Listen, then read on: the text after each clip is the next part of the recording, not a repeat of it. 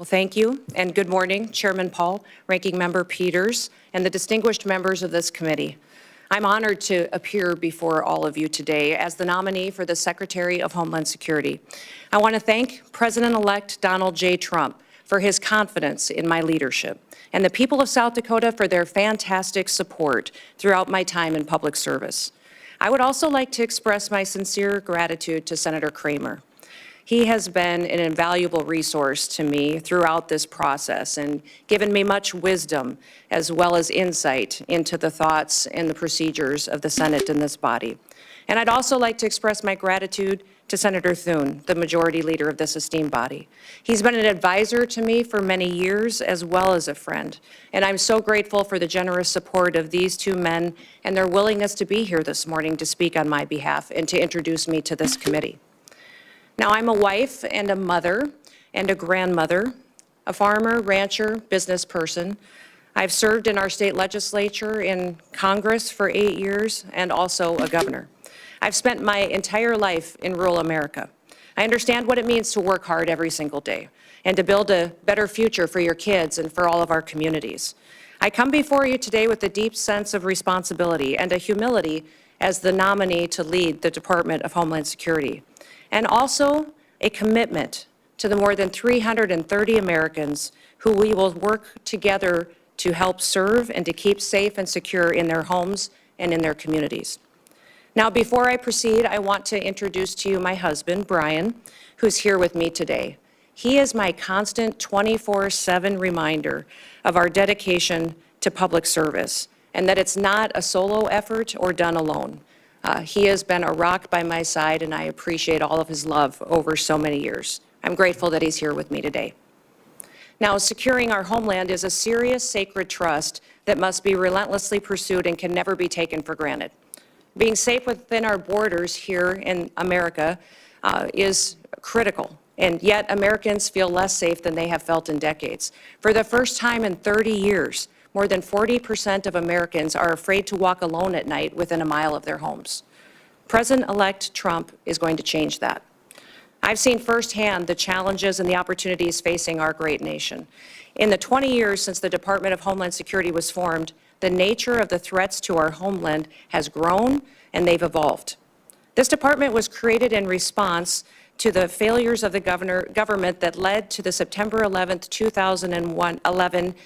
2001 terrorist attacks. And that reality is not lost on me, especially in the wake of the recent terrorist attacks over New Year's. Now, I've led South Dakota for the last 6 years with a focus every day on making our state safer, stronger, and freer. I've focused every day on making the best decisions, not just for right now, but for generations to come. I've overseen a state budget of over $7 billion and a state employee workforce of more than 13,000, including more than 7,000 that report directly to the governor. I've addressed important issues like cybersecurity, human trafficking, drug interdiction, and also natural disasters, the same challenges that are facing so many of you and the people that you represent back home. I've secured our state and supported the rule of law. And if confirmed as the 8th Secretary, that is the same approach that I will take to leading the Department of Homeland Security. As we face the evolving threats of the 21st century, the mission and the success of DHS is more critical than ever. We must be vigilant and proactive and innovative to protect the homeland. The challenges in front of us are extremely significant, and we must secure our borders against illegal trafficking and immigration. We must safeguard our critical infrastructure to make sure that we're protected against cyber attacks, respond to natural disasters, and also terrorism. I firmly believe that we can meet those challenges head-on with resolve. Innovation, we can use collaboration with federal and with state partners. And, Senators, I want your input. Border security must remain a top priority. As a nation, we have the right and the responsibility to secure our borders against those who would do us harm. And we must create a fair and a lawful immigration system that is efficient and is effective and that reflects our values. President Trump was elected with a clear mandate. He needs to achieve this mission because 2/3 of Americans support his immigration and border policies, including the majority of Hispanic Americans.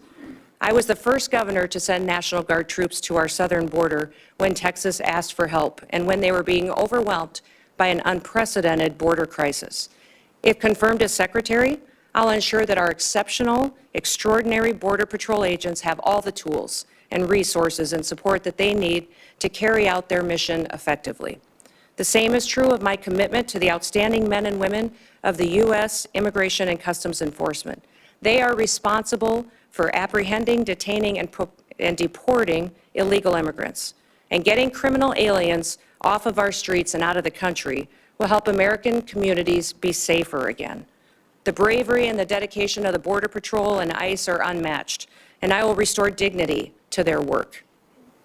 The rising threat of cyber attacks also demands our utmost attention, and our critical infrastructure, from energy grids to financial institutions, is under constant attack by foreign adversaries and criminal actors. As Secretary, I will prioritize a comprehensive, whole-of-government approach to cybersecurity. In fact, in the coming days, we have to plan bigger and think faster and smarter. I fully acknowledge that people in Washington, D.C. do not have all of the answers, and therefore I will leverage private-public partnerships. I'll advance cutting-edge, state-of-the-art technologies to protect our nation's digital landscape. And I will have a proven track record of doing this in South Dakota to back me up.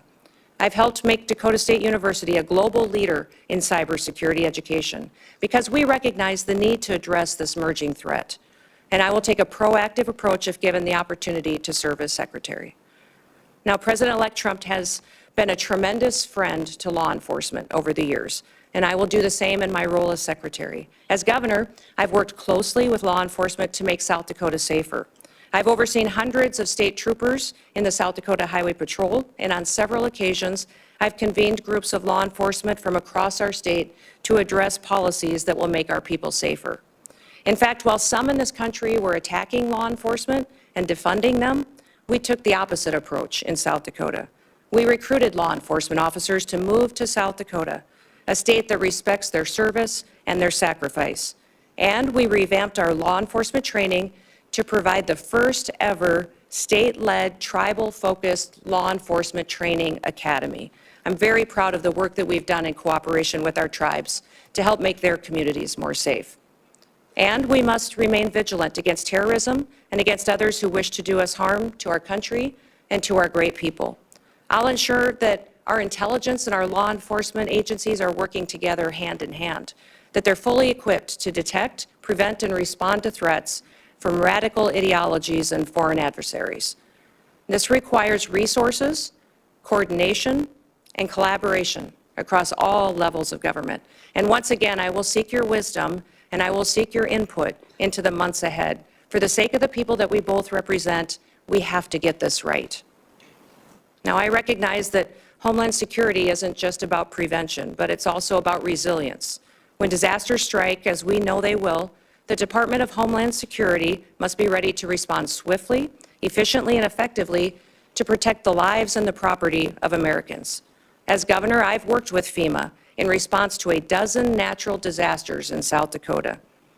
These have included historic floods, tornadoes, blizzards, wildfires, a derecho, and even a global pandemic. As Secretary, I will enhance our emergency preparedness and strengthen FEMA's capabilities, and we will ensure that no community is left behind, and that life-saving services like electricity and water are quickly restored.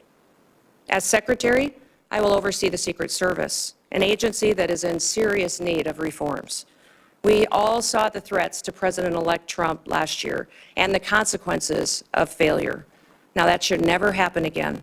And I've worked closely with my own gubernatorial protective detail, and I'm familiar with what works and what doesn't work. And I'll bring that experience towards strengthening the Secret Service once again. I'm committed to working with this committee, with Congress, and with the dedicated men and women of the Department of Homeland Security to fulfill our mission. And together, we can ensure that the United States remains a beacon of freedom, safety, and security for generations to come. So thank you for the opportunity and the honor to appear before you today. Thank you for the meetings and the time that you took in your office to discuss the department and what we can do in the future to make the American homeland much more secure. I look forward to your questions, and I hope to earn your trust, and hopefully also your vote as we embark on this critical work together. With that, Mr. Chairman, I yield back. Thank you.